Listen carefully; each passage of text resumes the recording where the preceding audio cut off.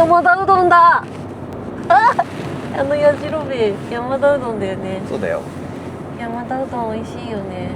山田うどん美味しい。でもあの美味しいカレーうどんさ、なんか唐揚げ1個乗ってたやつ変わっちゃったよね、変わっちゃった。なんかね、もっとなんか黄色い感じのそうそうそう、うどんだったんだけど、ここ工場地帯なのかな。東洋タイヤ。でもアウトレットも近くだよね。あ、ここうんわあ、行きたい。アウトレット偉いんだよ、最近日焼け止めデビューしたから私。うん最近ってさすがにもう手遅れ感を感じてはいるんですけど、やらないよりはマシ、一日でも早い方がマシ、遅いなんてないって自分に言い聞かせております。まあでもそれはそうだよね。ね、明日より今日のが一日早いですから、よく今までそれでやってこれたよね。なんかね、冬になるとね、真っ白にまた戻るんだよ。いやそれはそうだけどね。けどやっぱりシミになってるという現実に気づいたんですよ、東和もあったお、でかっキャンピングカーって書いてあるね。おすごい。おー、いっぱいバス。うわー、あれうちのフィアットと同じ型がある。本当だ、かわいいロゴが書いてある。アドバンテージ。どこ止めたらいいんだろう。はい、到着いたしました。見てお分かりでしょうか。何屋さんでしょう。キャンピングカー屋さんです。はいそうなんですよ。本日は、はい、東和モータースさん、入間店の方にやってきております。はい、お邪魔します。どこかで聞いた名前ですね。そう、それです、それです7月の末でしたっけ。そうですね、そんなに前じゃない。東京キャンピングカーショはいーに遊び行った時に、東和モータースさんの展示の中でバディっていう軽キャン、これめっちゃいいんじゃないかっていう動画があったと思うんですけど、私たちのテンションが爆上がりしていた車ですね。そうで、その時にねお話ししてた担当の方、はい、入間店の方なんですけど、中古車でよければバディと同型種って言ってたかな、ちょっと古いやつでインディっていう車があるんですけど、その軽キャンでよければ試乗してもいいよということをおっしゃってくれてて、はい、なんか軽キャンって狭いのは分かってると、それは別に承知の上なんですけど、乗った感じ、どうなんでしょうっていうことがあるじゃないですか、もうやっぱり一番僕もそこ知りたかったんで、じゃあぜひ乗せてくださいっていうことで、今日入間にやってきました。坂道とかさ、そう、まあそうだね、あとどうなるんだろうと思って、加速とか横揺れとか、いろいろあると思うんですけど、僕らのエブリィとかはちょっと古いし、でもこの新しい N ボックスとかはやっぱ乗り心地いいじゃん、最近の軽バンとか軽キャンとかってどうなのかなとは思ってるわけよ、ね、今日はちょっとそれを体験させていただきに遊びに来ました、軽キャンを買うって決めてるわけじゃないので、あと他の展示もちょっと見させてもらえたらなと思っております。ちょっと暑いけどね、ニコメリはお留守番です。そうですね、いやかなりたくさんの、キャンピングカーが展示されてるので、いやこれねやばいよ、見てるだけでもまたワクワクしてしまう。軽キャンからこういう普通のトラックベース、一番使いやすそうなサイズから、うちが乗ってるフィアットのベースとかの古いやつから、もう新しいバカでかいやつまであるんで、ちょっとね楽しみです、見れるの。バスみたいのもあったし、最後までご視聴いただきましたら嬉しいです。よろしくどうぞ。はい、いや、じゃあ今日はお願いします。よろしくお願いします。澤田さんです。お願いします。ありがとうございます。あれですか。これです。おお、これがインディ。そう、これはそうですね、バディの1個前のモはいデルです。はいはい。なるほど。その僕らがこの間見たバディと違うのは何が？そうですね、バディの方はその12ボルトの専用エアコンを装備できるよっていう企画で作ってるので、そういうことですか。こっちのだとやっぱそれがちょっと難しい。じゃあこれはエアコンがついてないってことなんですね。なるほどなるほど。大きくはあんまり変わらないんですけど、そこの装備とか、あとはバディの方がちょっと軽量化してたり、そういうところは変わるんです。なるほどですね。まあこのベースのトラックは一緒ってことですか。一緒。そうです。変わらない。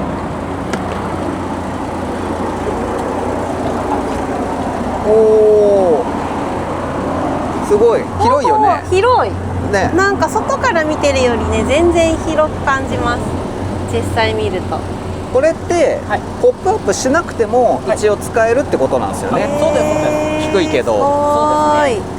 ポップアップさせると、まあ、はい、より広く使えるよで、そうですよね、プラスそう上にも寝れるよっていう、はいはい、そういう作りですね。なんかこの内装の感じとかがすごいさ、好きなんだよね。ね、東和さんのやつ。ちゃんとしたキャンピングカーのなんていうんですか、シート、そうですね。ホールシート。はい。で、乗車は4人、4人ね。そうですね。前向きにもなるってことなんですね。そう、前向きもできて、はい。ただまあ通常運転するとき、やっぱシートベルトつけないと今ダメじゃないですか。そうするとこれ後ろ向き用でその設定してるので、なので前向きで乗車して乗っちゃうとちょっと怒られちゃう。ダメなんですね。なるほど。じゃあ乗るときはこのまま乗るってことです。そうですそうです。はいはいはい。まあちょっと安全面も兼ねてにはなる。なるほど。今回じゃあこれをちょっと試乗させていただけるってことで、はい、特別に、はい、ありがとうございます。普段はその試乗とかっていうサービスはやってないですもんね。そうですね。まあ倍にと言いますか、まあうちもキャブコンっていうボーンっていうシリーズがあるんですけど、それのやつであればレンタカーで貸し出ししてるのを試乗で乗れるんです。この手のサイズだと一応世田谷の店舗ですね、そこにはレンタカーあるので、なるほど、それでご利用いただくっていうのはできるんですよ。そういうことですね。じゃあどうしても乗ってみたいって方は要相談、相談していただいて、でそこのレンタカーを使っていただいてっていうような感じがあります。わかりました。はい、前2人で乗っちゃって、僕後ろ乗るんで、それで行きましょうか。わかりました。なんか思ってるよりなんか軽トラ感ない。エブリィより広いぞ。なんか広いよね。はい、足元がすごい長いぞ。足元が長い。座り心地がめちゃくちゃいいです。シートがふかふか。ちょっと弱くします。すいません。こっから出ちゃっていいんですか？そっから出れるし、あれだったら前側の方がね結構見やすいかもしれない。前側、これで何年式の車なんですか？現行車ですか？現行車です。これね、去年登録したばっかり。あ、そうなんですね。おお、なるほどなるほど。ここが一番ね重要だもん。なるほどですね。まあ確かに重さはまあありますけど、平地だったら別にストレスはないかな。そうですね。上りを体感できますね。でも音は思ったほどじゃないです。そうですね。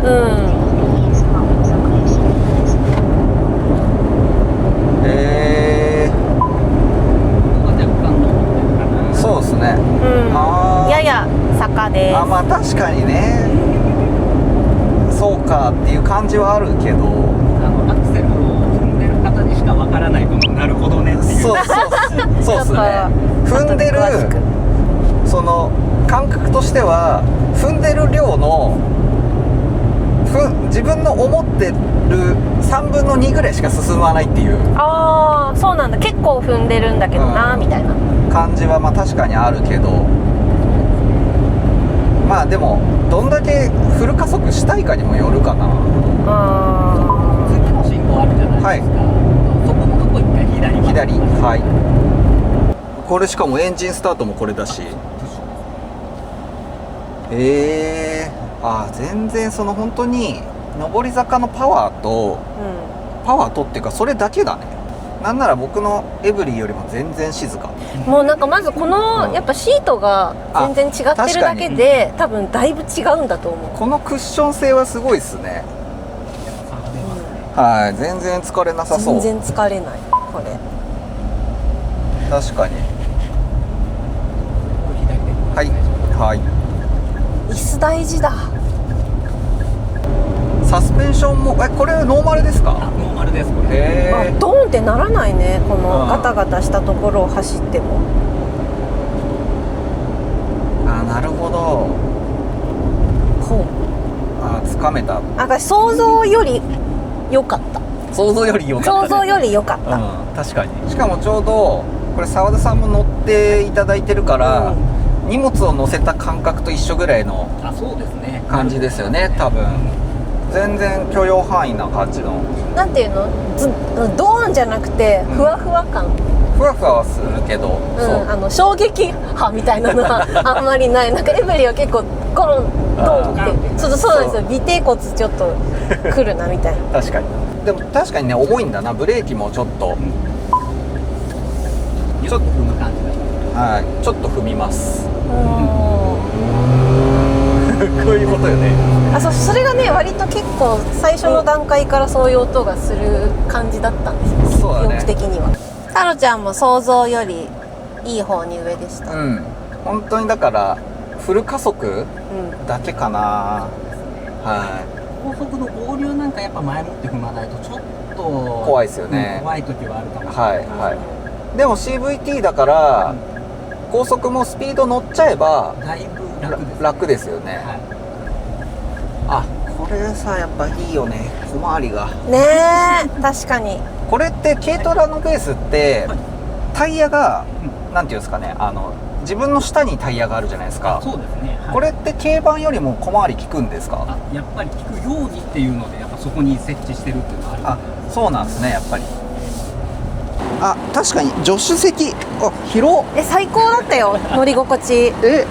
エブリィこんな感じですよ。エブリィでそう、足元狭いですし、クッションこんな良くないから。全部広い。意外とここが広い。乗りやすいです。疲れなさそうだね。疲れないです、全然。乗ってたら軽に乗ってるかどうかをちょっと忘れるぐらいでした。私は踏んでないし。乗ってる方はね。そう。運転してる方はわかるよ。軽に乗ってるなっていうのはわかる。なるほど。いや、体感できてよかった。よかった。ありがとうございます。これがバディですね。はい。見ていただいてたやつっていうのがイベントで出してたのと同じ。なるほど。中が L 字の形ですのやつですね。じゃあ乗った感じはまあ一緒ってことですね。そうですね。はい。この展示車の価格が550万。ちょっとじゃあ乗ってみてもいいですか？いいですよ、もちろん。ありがとうございます。じゃあハルピン乗ってみようか。お足。ここに足いけるんだね。ここに。その上もね、若干空いてるんで、その間。ここっすね。本当だ。階段になってる。そうです。おお。なるほど。こっちも一応じゃあ座れて。いや、いいね。これで2人この感じで、まあ犬2匹いてもまあ入れますね。全然いられる。いいわ。いいね。まあここテーブルもあって、このテーブルは稼働するんですか？どっかで。ここだけですか？下をこう全部平らにしてベッドにした時にこれも一応使えるように、ちゃぶ台代わりじゃないんですけど、このでかい足じゃなくて短い足にして一応ここに立つ。なるほど。フルフラットにしてもテーブル使えるようにしてっていう。なるほど。そんな感じです。じゃあベッド展開しちゃった後もテーブルは使えるんだ。使えます。これでも座ってれば全然入れるんだな。閉じたままね、上のポットアップ使えるし。そこから動かなくなりそうだね。こっち側に入っちゃうともうここにいたいわ。仕事してご飯食べてってずっとここにいそう。ずっとここ仕事できるよ。テーブルっていうのはこのサイズのみですか？になりますね。なるほど。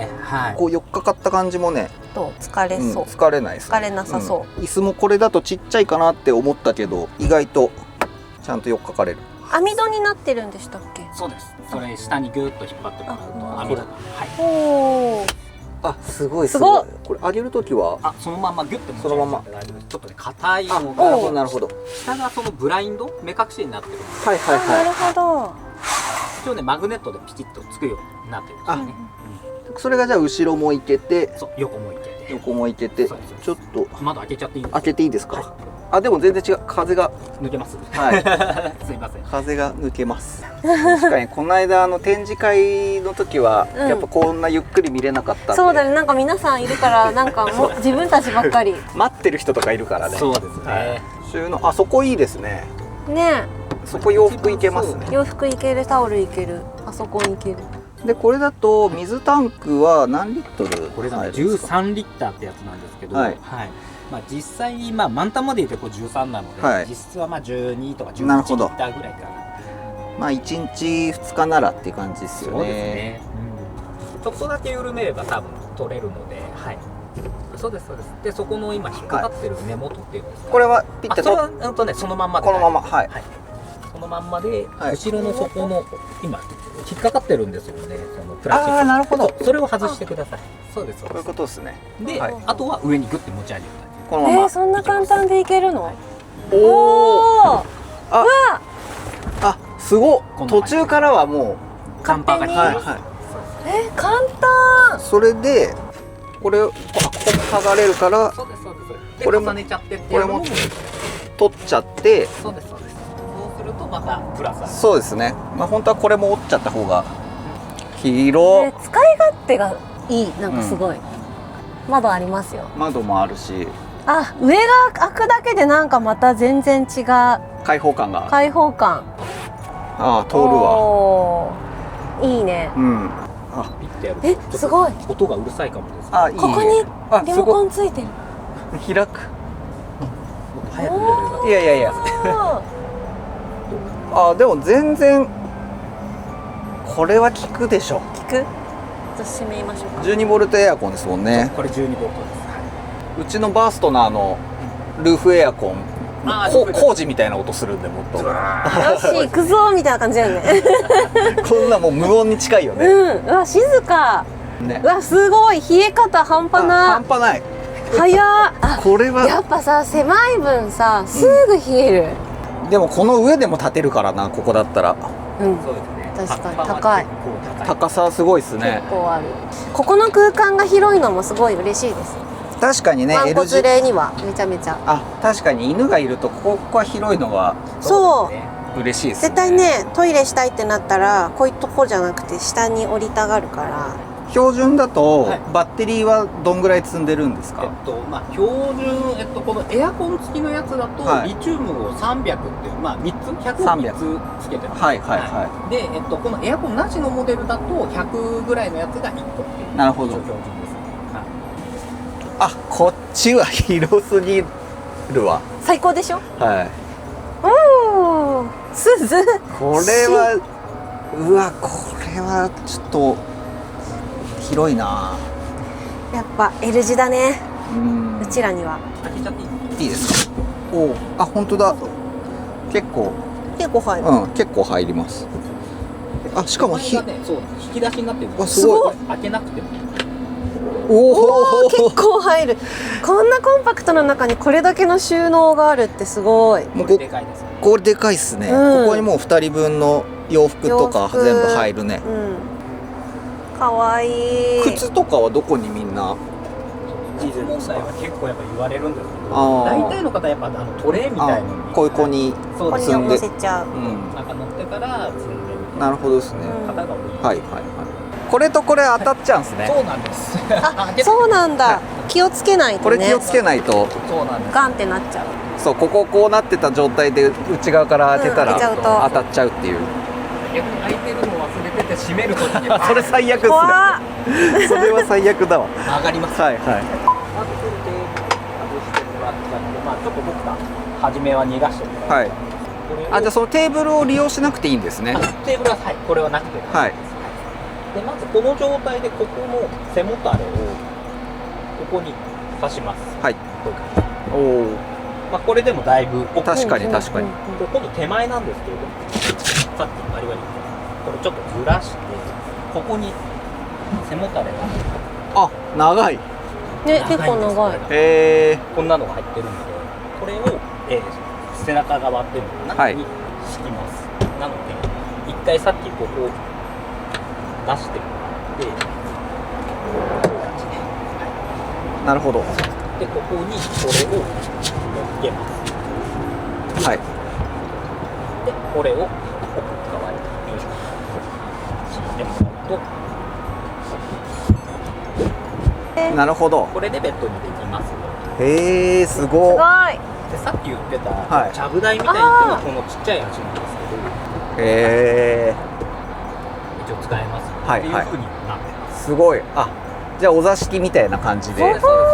使ってもらうこともできる。すごいな。一回これこっちに逃がしちゃいましょう。はい。これ大丈夫なんかな？心配。乗っちゃって大丈夫です。ここにそこ乗っちゃっていいです。そこ乗らないとちょっと厳しいと思う。ちょっと足をかけます。腕の力がある人は腕の力だけで。いけます。はい。でもこれさ倒すとさ髪の毛だけだったこういうことか。でもさこれ結構熱くない？ここまでいったら今のところは大丈夫です。でもここにエアコン出てるからこれでなんか扇風機とかで回して上にやれば。そうっすよね。上にでかいっすよね。今上の板を全部倒した状態になります。広くない？広い。向こう側は斜めになってるから狭いからあっちに足にしてこんな感じで。下は下で全然大丈夫ですよ。全然圧迫感なし。まあ寝るって考えたらむしろ広いです。一人でここ寝ていいって言われたらめっちゃ広い。広いよね、こっちもそのキャンプ道具とか荷物をここに置いて一人で寝るっていう風にしたらめちゃめちゃ快適です。こんな感じですね。ここ空いてるから会話できるで一応。会話できますはい広い広い。でもここにもう一人行けちゃうぐらい。でも多分俺上なんだろうな。降りんのちょっと怖い。そこ乗りたいんで。やっぱ温度がちょっと暑い。ちょっとね暑い。でもすごい広い。ここ一人で使っていいならめっちゃ広いです。広いよね。荷物と一緒に寝れるでしょ。全然。ただあれですね、ちょっとマットは必要ですね。硬いからね。いいよ。楽しいね。この稼働させる感じも。これでじゃあここ屋根を閉じるときはこの状態でいいんですか？そうです。その状態で、これで引っ張るだけですか？そうです。そこのノブがあるので、ですね、真ん中のとこのつまみを持ってもらえると、これですね。で途中まで下げるとダンパーがある程度弱くなるタイミングがあるので、そこら辺でその膜を内側に全部折り込んでほしいんですよ。そうあと後ろとっていうのが、でそのままパタンと閉じる。そっか、この布はこういう風になっちゃう。そうです。なんでそうですね、ぐるぐるっと隙間になるほど、入れていただけると。いや実用性が高いですね。ねえ、なんか無駄がない。これでも入れるからね。さっきのねテーブルもね今奥にしまっていただいたんですけど、このままちゃぶ台みたいにもできるからこれでご飯食べれるし、いややっぱり最高でした。ありがとうございます。ありがとうございます。本当は全部紹介したいんですけど全部気になりますけど。ですよね。今一番人気あるというか、僕らも主力で出してる中では一番これっていうのがこのボーンっていう車ですね。ボーンですね。さっきカタログ見せていただいたやつ。それの DC レイヤード後ろ煙突。それは見たいです。しかもなんかすごいこのなんかこのフラット感がすごいね。ドアのライトがそこについてる。ありますね。ハルピンじゃやばいよ。ハルピン、いややばいのはいいから回してってもらって。やばすぎて回すの。すごい。すごいすごい。ここから見て綺麗です。ホテル。なんか配置的にはバーストナーと一緒。失礼しやす。バンクがやっぱ K からこっち来ると全然変わっちゃうな。でもさバースと同じような配置。すごー。高級感半端ない。こうやってそっか、うちも本当ははしごがあるんだよね実は。外してるだけで。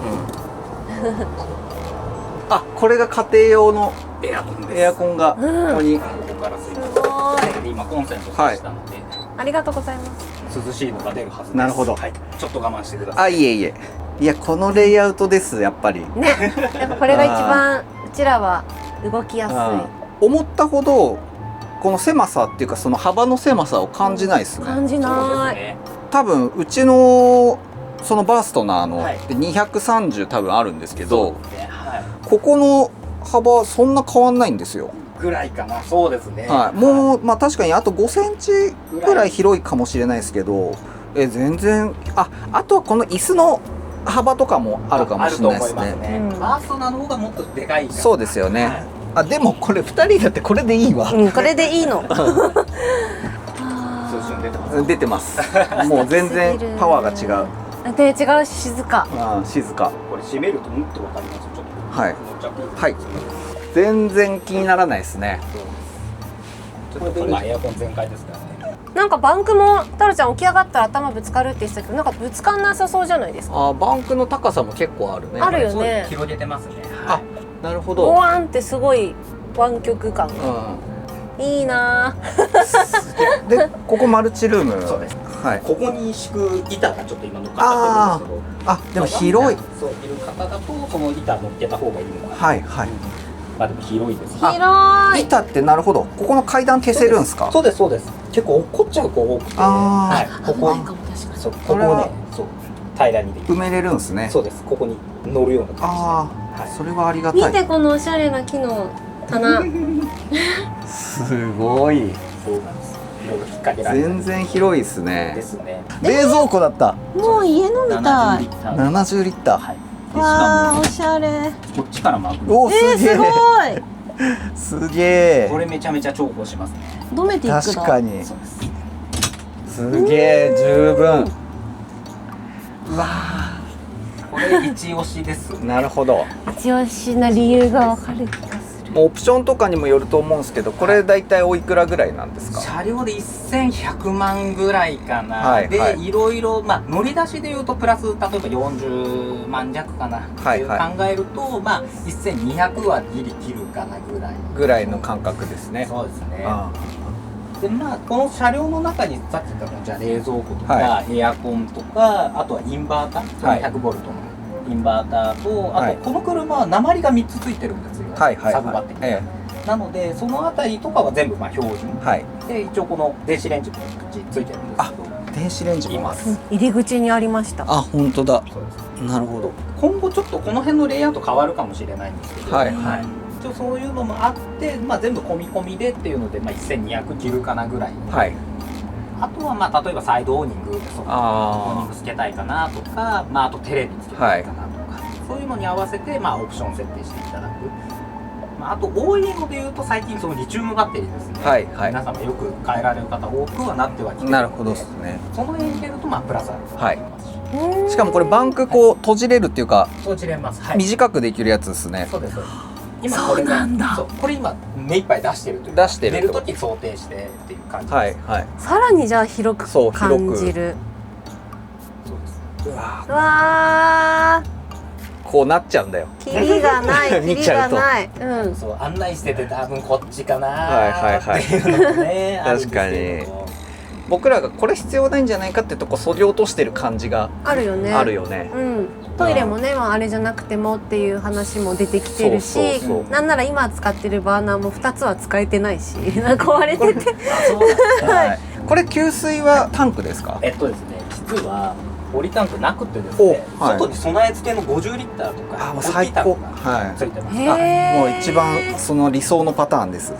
じゃあその後まあ同じようにそうホースで入れれる。うんうんうんそうですホースで排水は排水はそのタンクの隣にもう一個タンクがあって、はいそこに溜まったのをスライドで落とすようにおお、えじゃあここをじゃあ収納として使えちゃうんです使いね。ます。ー、うわ、最うわ、最高です。広いのよここも。そう、すごい広い。うんかなり広いですね。かなり広いですね。それこそ大人2人だったら全然余裕で寝れるかな、まあぶつからずにと言いますか。余裕余裕。そうですねうんそろそろ行きますか。目がキラキラしてきた。どいてもらっていいですか。もうできれば新車案内したいんですけど、はたまたまちょっと中古でいいのがあるので、さっきのややつ。うわあれちょっと見てみーましょう。非現実のところですね。そうですね。ちょっと見てみましょう。はい。ホテルです。お邪魔します。暑いんで長いといけないかもしれない。大丈夫です。すみません。ラグジュアリーすぎる。失礼します。あでもこれもエアコンはつくんですか。ついてます。はい。あこれは多分バーストナーと同じようなやつ。あーなるほど。エアコンです。すっげえ。後ろやばい。すっごいわ。めちゃめちゃ広いです。これはすごい。なるほど。ででん。寝室。すごーい。デスレフ。だって太郎ちゃんがあんなにちっちゃいからね。いやいやデスレフ。長っ。どこの国ですか？これはねドイツです。ドイツ。ドイツ。うわ、何ですかこのキッチンは。すごーい。開けちゃっていいですよ。全然触ってください。お中古車なんで。おー。中古車めっちゃ綺麗。めちゃめちゃ綺麗です。綺麗ですね。程度はつば抜けでいいです。ああ。どれぐらい乗ってたんですかね。これで今ようなんとね5、6年かそのぐらいあ5、そう6なんですね年落ちだったかな確か。今これの同じモデル買おうとすると、下手すると3000万ぐらい。2700ぐらいかな。うわ車両で。なるほど。すそう開けてあ、開けるとここが閉まるんだ。そうです。ごい。うわ、すごーい。すげえ。ここ閉まった。すっごい広い。丸いトイレがある。あ、これトイレで、うん。こっちが。そっちがシャワールームで。なるほど。これもドアがなんか。ぐるって。おおお。お。そういうシャ。ワーができこれで入れると。なるほど、なるほど。さあ、ふかふかです。ふかふかですか。ふかうん。あ、電動。あ、電動なんだ。そうです。今ボタンを押してるだけ。すげえ。後ろのベッド、まあそこも、まあ、3人ぐらいも寝れちゃうスペースですけど、カタログ上だとこれ4人就寝4人で22ってことですか？あうわ、すごい。こんなに降りてくるんだ。あ、すげえ。すごいっすね。うん。色味が可愛いし、広い。まあでも全然違うけどやっぱなんか似てるよね。似てるね。そうですね、こういうとこはい。うん。いや、もう上を見たらキリがないです。そうだね。でこれも回転になってるんですか？そうです、回転します。はい。おお。そうですこういう感じです。すごい。嬉しそうですね。うわ、動いてる。すごい。でこれまたこう普通に戻せるんですね。でもそのままじゃーん。おーなんかもう運転しててもさ、ラグジュアリー感すぎてさ、うん。なんていうの、後ろと前の分断がないじゃん。ここれはもれ運転力ないとちょっと。うこれもう内側の窓拭けません。ここ。確かに。はい夢だわ。かゆ。かゆいね。3箇所刺された。ということではい。出てきました。バディを見に行ったんだよね。そうですね。いやー、見たらそりゃいいなってなっちゃいますよね。うんその3台見たんですけど、うんまあ1台はねちょっと飛び抜けちゃってるんだけども、はいまあ値段もそれぞれ違うし、もう600万ずつ上がっていくみたいな感じ。確かに。 600万1200万1800万みたいな。まあでもそれぞれに特徴と、良さがあったりうん。するからね。まあちょっと一番でかいやつはもちろん買えないんだけども、まあでもキャンピングカーショーでうん見たバディを見てね、やっぱ走りとかがすごい気になってたりとか、やっぱり皆さんいっぱいお客さんいらっしゃるからあんまりこう気になる部分展開の仕方だったりとか、そういうのは見れてなかったから、あそうだねなんかいろいろ今日は細かく見させていただくことができて、実際自分たちでやらせてもらったりとかもできて、さらにいいなっていう風に思ったっていうのが本音というか感想、まあ結構極端な坂道だったり高速を走ったりしたわけじゃないからその辺は分からないですけど、旅の仕方によって、まあ、ゆっくり下道旅を楽しみたいとか、まあ、高速乗ったってだからそこまですっ飛ばすわけじゃないし、もう追い抜かしてこういう風に行くとかじゃなくて、その車の楽しみ方っていうのを考えながら遊べるのであれば、なんか私的にはやっぱりいいなって思ったっていうのが実感です。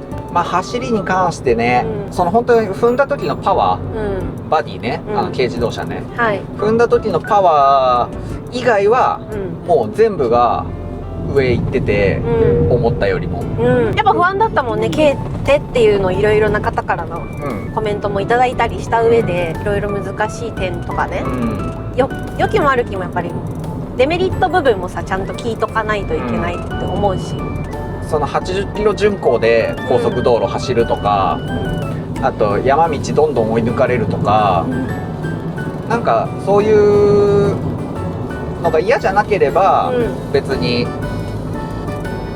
なしじゃないかなっていう感じの感覚でしたけどね。そうですね、バーストナーを買った時って、まああれ安く買ってきたんですけど、最初のね目的として、使ってみないとキャンピングカー、どこが欲しいシステムで、どこがいらないシステムなのかとか、サイズ感とか、そういうのがやっぱ実際に使ってみないと分かんないと思ったから、とりあえず安いもので試したいみたいなのがあったんで、最初からそんなにそれをずっと長く乗るつもりはなくて、新車買うよりは絶対的に故障は多いから、遠出してた時になんか故障したら嫌だなとか、そうですね、それはもちろん思うから、今8ヶ月ぐらい乗ってみてメリットとデメリットは結構分かってきたんで、まあ、それでね今いろいろ探してるっていうのもあるし、じゃあ果たしてバディを買ったら、